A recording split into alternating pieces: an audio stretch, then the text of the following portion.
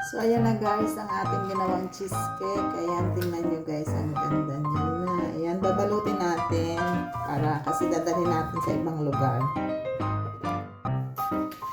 So, ayan guys, babalutin na natin siya dahil, babalutin natin yung ating ginawang cheesecake. Ayan, ganap tayo ng plastic. Ito, meron tayong plastic pang balot.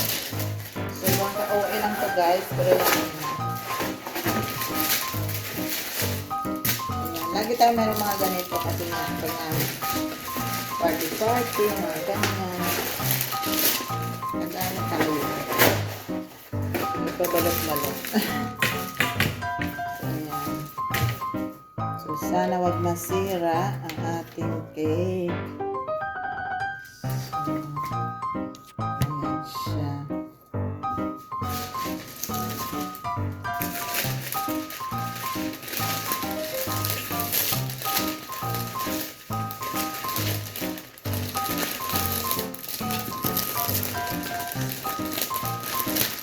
Pala pwede dalawa, dapat isa lang pala.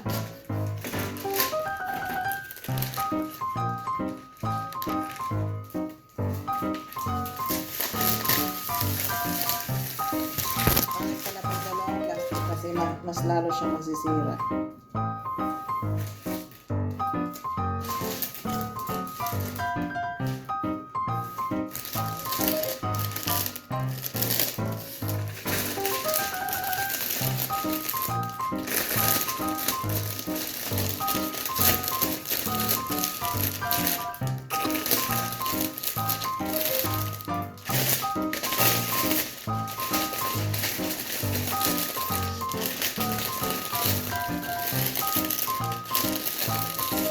Sana wag talaga siya masira guys kasi candilit.